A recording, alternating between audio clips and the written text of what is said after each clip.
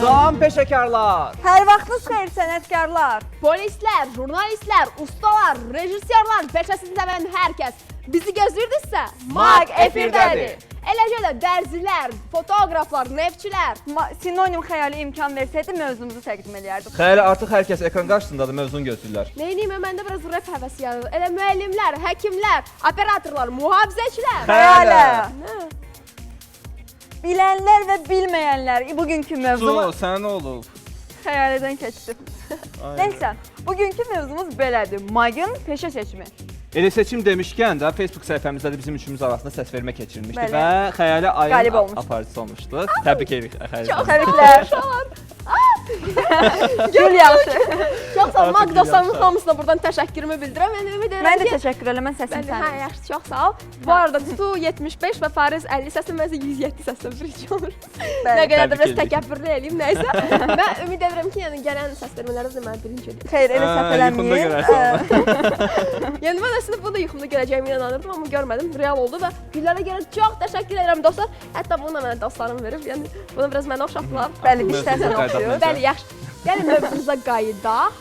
Mən gənclər deyəndə ki, iş tapa bilmirəm, çox çətinliklə tapıram. Yəni bu biraz mənə çox qəribə gəlir, amma ki, məncə o qədər çətin deyil iş tapmaq. Aha, Max Tarə də elə gənclərimizin iş tapa bilməməsi ilə bağlı maraqlı bir süjet hazırlayıb. Gəlin baxaq. Baxaq.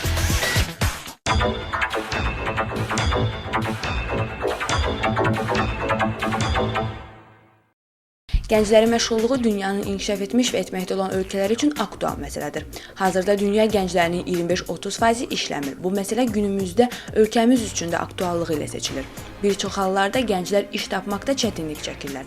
Buna səbəb kimi isə Minimum 2 dil istəyirlər, rus dili, ingilis dili, yəni onu da səlis istəyirlər. Bilirik ki, 2 dili öyrənmək çox vaxt alır, ona görə də işə qəbula qədər yəni çox il itirirsən də. Sonra praktikada çox böyük problemlər olur. Praktikada qazanmaq üçün heç olmasa bir yerdə işləməlisən də və harda işləyəsən, praktikanı birinci dəfə harda yığasan. son illər ölkədə bazar iqtisadiyyatına yönəlmiş islahatlar və ümumi iqtisadiyyatın inkişafının dinamikliyi ilə əlaqədar bir çox layihələr hazırlanıb. Bu layihə və islahatlar nəticəsində gənclərin məşğulluğu məsələsinin inkişafında böyük addımlar atılır. 2003-cü ildə Beynəlxalq Əmək Təşkilatının apardığı müayinələr nəticəsində respublikamızda işsizliyin səviyyəsi hardasa 10,6% idi. Ən yüksək göstərici gənclər arasındaydı. Təbii ki, bu respublikamız üçün böyük önəm verdi ki, yəni biz bildik ki, əmək bazarında vəziyyət nədir, hansı sahəyə daha çox önəm vermək lazımdır və bu müayinələr dalbadal davam etdirildi. 2006-cı ildə həmin müayinələr yenə keçirildi. Yəni orada artıq işsizliyin səviyyəsi 10,6%-dən 6,7%-ə düşdü. Orada da gənclərin işsizlik səviyyəsi yenə də yüksək olmuşdu. Əvvəlkindən xeyli aşağı idi. Statistik nəticələrə uyğun olaraq deyə bilərik ki, geridə qoyduğumuz ildə iş axtaran kimi müraciət edən əhalinin 43,3%-ni gənclər təşkil edir. Bu layihələrin nəticəsi kimi həmin gənclərin 40,9%-i işlə təmin olunub. Ümumiyyətlə peşə üzrə hazırlıq kurslarına cəlb olunmuş əhalinin 69,4%-ni gənclər təşkil edir. Hal-hazırda o proqram davam etdirilir. Həmin proqram 2011-2015-ci illəri əhatə edir və o proqramla da yenə də əmək bazarı öyrənildikcə gənclərin məşğulluğuna xüsusi önəm verilir. Əziz gənclər, artıq biz sizə iş üçün hara müraciət etməli olduğunuzu göstərdik. Bunun üçün Bakıya gəlməyə ehtiyac yoxdur. Yaşadığınız hər bölgədə, olduğunuz hər ünvanda dövlət məşğulluq xidmətindən istifadə edə bilərsiniz. Əminəm ki, bu sujetin gənclərə çox kömək edəcək. Elə günümüzdə maraqlı peşə seçmiş gənclərimizin sayı heç də az deyil. Onlardan biri də bugün bizim qonağımızdır. Bəli, bugünkü qonağımız həm radioda DJ-dir, həm də maraqlı geyimlər hazırlayan dizayner. Qarşılayaq Renara.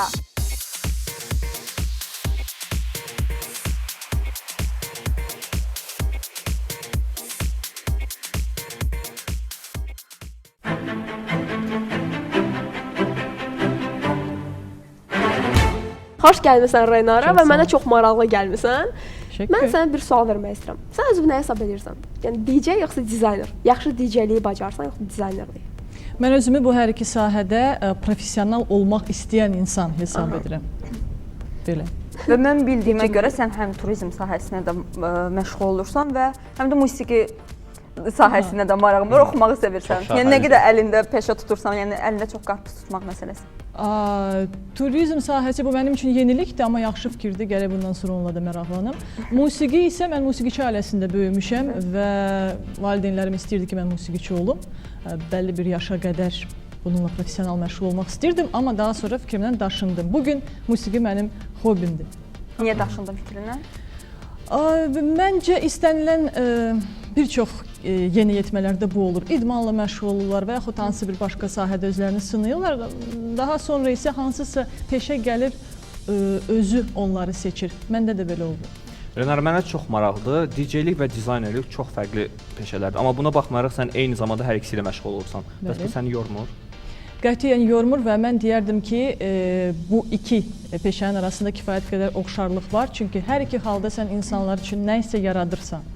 Renar, sənin kolleksiyaların var. Yəni tez-tez mən bilən, yəni görmüşəm internetdə bəzi sənin sərgilərini, yəni qızlarda. Bəli. Hətta burada geyimlər var. Geyim nümunələri var, amma bura gətirdiyim geyim nümunələri bundan qabaq yaratdıqlarımdan çox fərqlənir. Məsələn, Rəssamlıq Akademiyasında oxuduğum zaman mənim geyim və dizaynda fikirlərim və maraqlarım tamamilə başqa idi. Bugün mən tamamilə ekoloji mövzuya yönəlmişəm. Recycling fashionla maraqlanıram.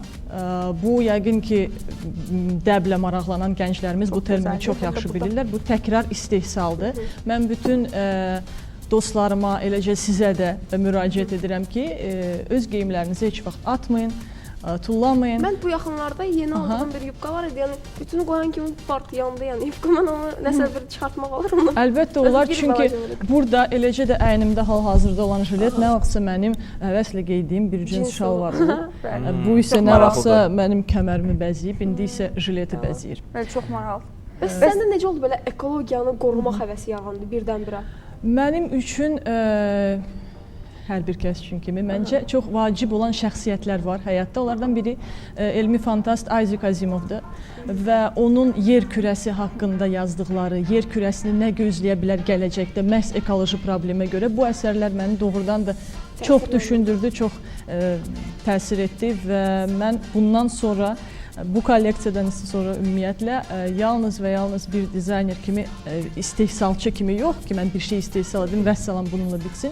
Əksinə, nəsə yaradıramsa, bundan heç olmasa təbiət bir ziyan görməsin. Məncə, hər kəs belə düşünsə, yer kürəsinin ekoloji baxımdan gələcəyi tamamilə fərqli olacaq. Bəs sən bu paltarları hazırlayırsan, tikirsən, sonra bunların aqibəti necə olur? Onların aqibəti belə olur.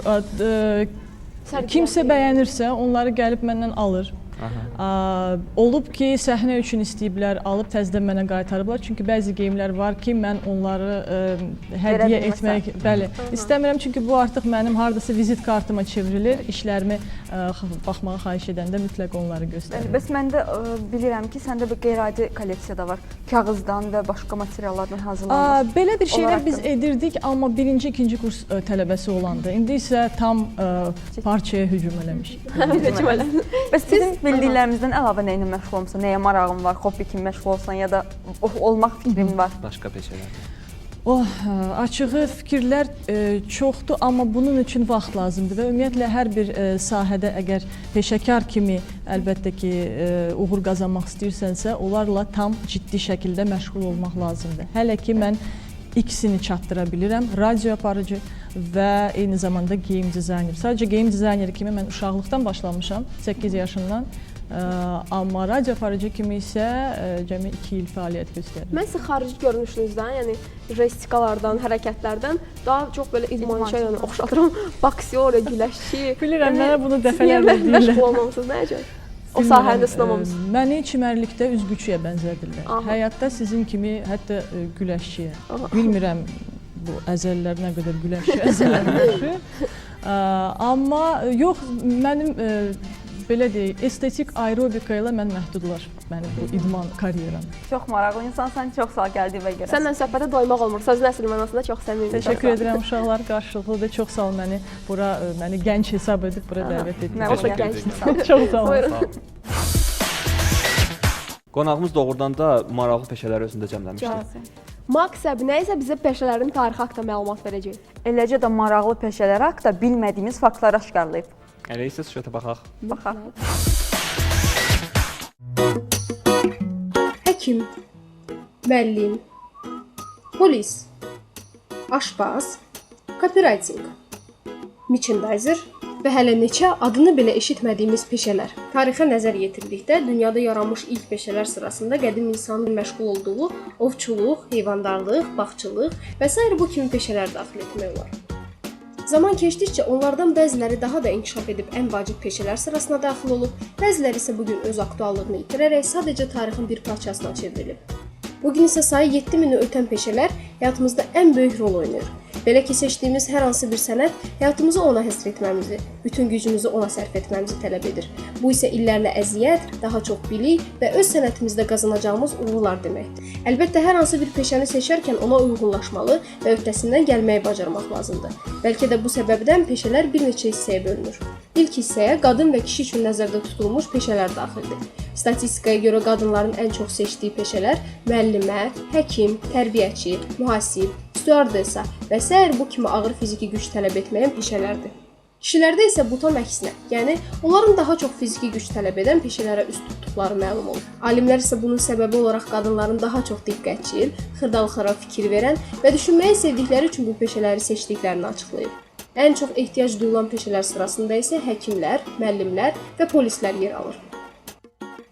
Ən qeyri-adi kimi Guinness Rekordlar kitabına düşmüş peşənin adı isə pinqvinləri çevirmə adlanır. Belə ki, bu peşə ilə dünyada yalnız 2 nəfər məşğul olur. Onlar Antarktidada fəaliyyət göstərərək yıxılmış pinqvinləri qaldırmaqla məşğuldurlar. Belə ki, pinqvinlər tək başına bunu etməyi bacarmır.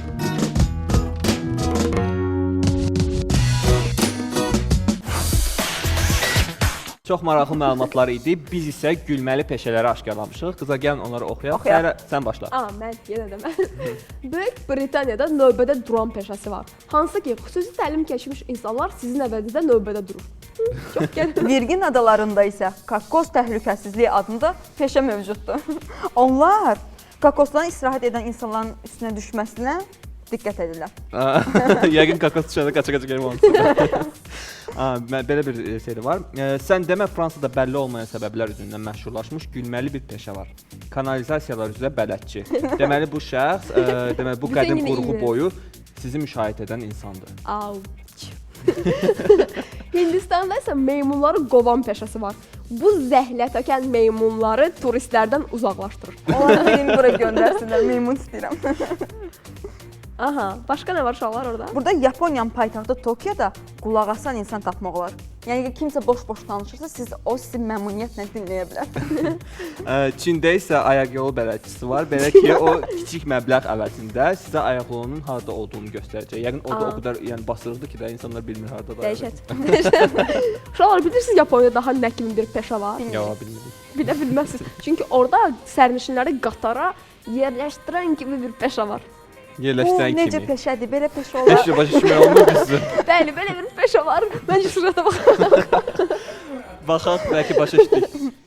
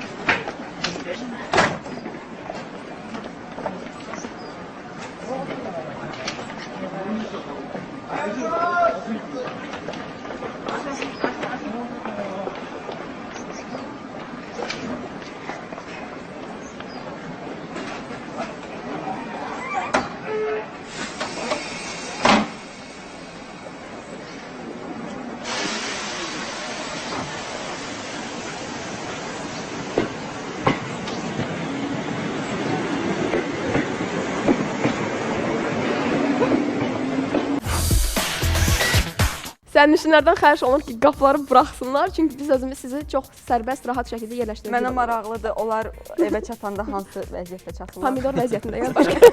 Tamam. Əslində bizdə belə peşə sahibinə ehtiyac yoxdur, çünki bizdə sərnişinlər özləri bir-birini itələyib belə vaqona yerləşdirirlər. Söhbəti bağlayaq, çünki bizim daha bir qonağımız var. Neftçi və karikaturaçı dostumuz Hafiz. Başlayaq. Margarita Almata, Margarita Almata, Yalta, Крым, Казань, Баку.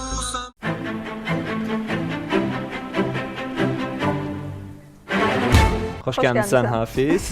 Xoş gəlmisiniz. İlk sualı mən sizə vermək istərdim.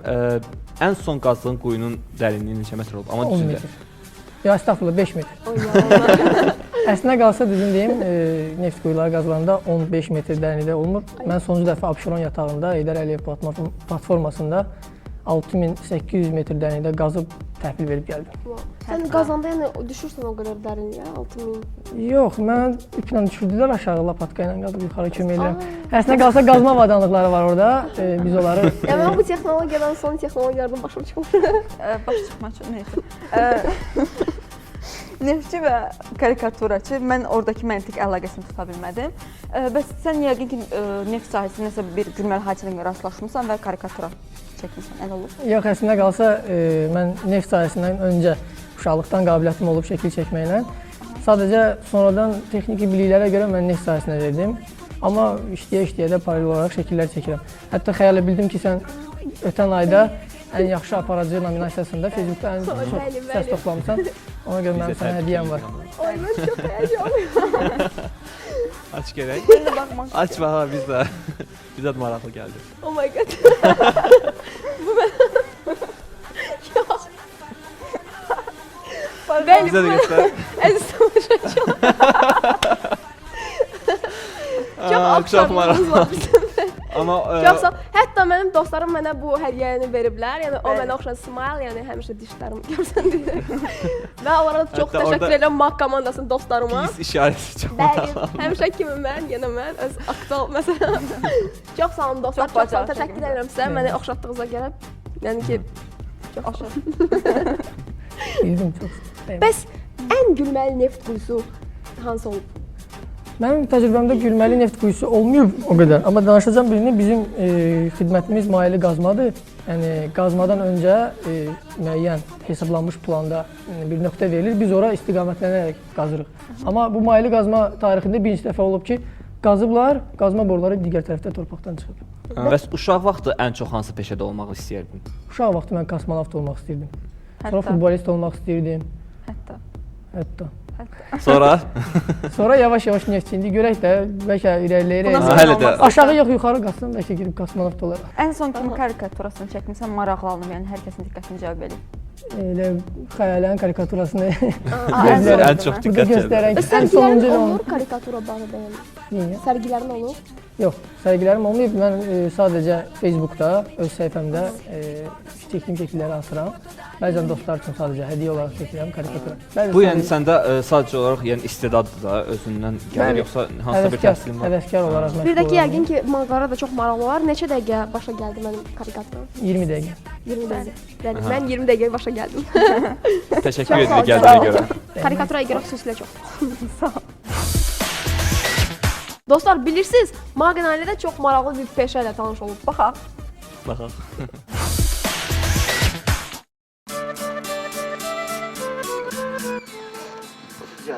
Qəhrəmanım Əbdülhüseyn Rəssamlıq Akademiyasında təhsil alır.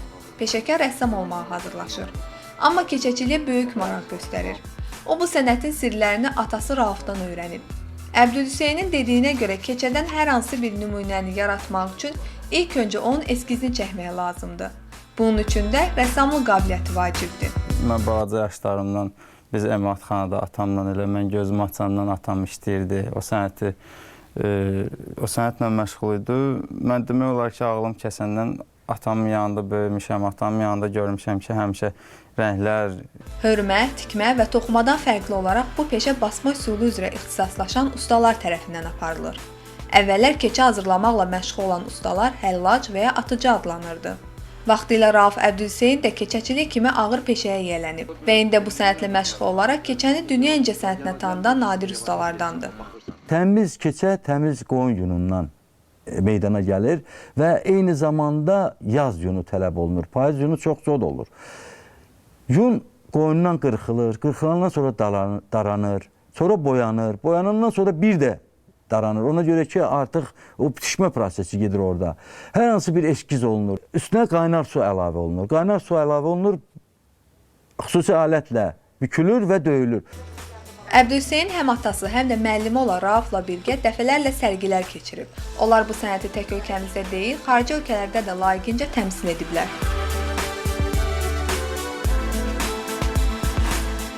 Atamla bir yerdə müxtəlif sərgilərdə iştirakçı olmuşam.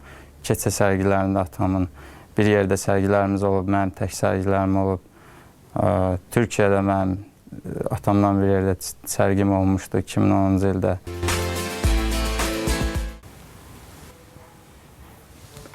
Əvvəllər gündəlik məişət həyatımızda istifadə olunan keçələr indi muzeyləri, sərgi salonlarını bəzəyir.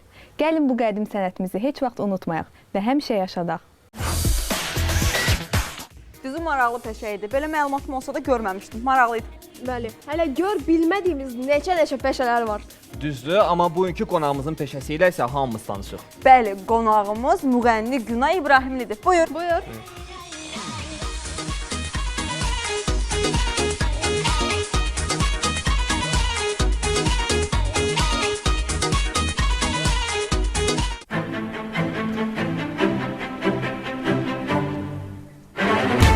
Xoş gəlmisən Günay.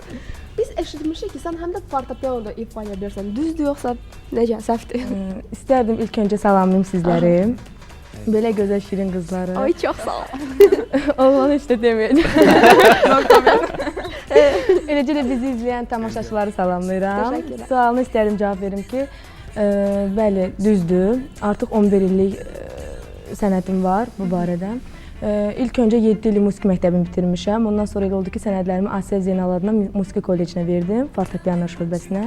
Oranı bitirdim. Sonra elə oldu ki, sənətimi dəyişdim. Müğənni olmağı yəqin ki, özünü istəmirsən. Çünki valideynlər çox vaxt istəyirlər ki, qızlar həkim olsun. Müğənniliyə biraz o qədər də maraq göstərmirlər. Düzdür, əslində elədir. Uşaq doğulandan valideynlər həmişə uşağın beyninə yeritməyə çalışırlar ki, həkim, hüquqşünas, oğlanlar da polis olmaq ciddi sənətləri. Amma deyərdim ki, bizdə əksinə olub. Çünki evdə, ailədə mamam, papam hamısı musiqiçi olduqlarına görə məni başa düşüblər. Sevirsən peşəni? Peşəmi çox sevirəm. Mən deyərdim ki, özümdən əlavə bütün gənclərə arzu edərdim ki, həmişə digərlərin fikirləri ilə yox, əsas öz fikirləri ilə, yəni özlərinin həvəsi nədirsə, o peşənin dalıca getsinlər. Çünki həvəs olanda həmin işdə çox uğurlu alınır. Sən həm də bizim həmkarımızsan, aparıcılıq da eləyirsən. Bəs buna necə maraq yarandı sənə? Aparıcılıq da eləyirəm, aktrisalıq da eləyirəm. Hətta hərdən fikirləşəm, deyirəm 3 peşə birdən birə. Üçü də incəsənətlə bağlı. Üçü də əslində üçün bir yerdə yeritmək biraz çətindir. Çünki həmişə insan istəyir ki, gördüyü işin hamısının peşəkarı olsun. Mənim də sənətim müğənnilik olduğuna görə müğənnilikdən daha çox çalışıram ki, peşəkar olum. Bizim efir vaxtına sonuna az qalıb. Bizim üçün hansı mahnı ifa edəcəksən? Sizin üçün elə gənclərimizin sevdiyi bir mahnı ifa eləmək istəyərdim. İnanıram ki, sevəcəklər. Biz də elə buradan bütün maqara demək istəyirik ki, əgər bacarıqlı və qeyri-adi dostlarınız varsa, istəyirsə onların maqda görəsiniz, bizə müraciət edin. Hər zaman bizə baxın ki, özünüzü maqda görəsiniz. Aktiv olun, bizə fikirlərinizi, təkliflərinizi göndərin. Xüsusən də bölgə maqları, siz daha çox aktiv olun. İndi isə Günaydan bir gözəl mahnı eşidək. Bugünlük isə bu qədər.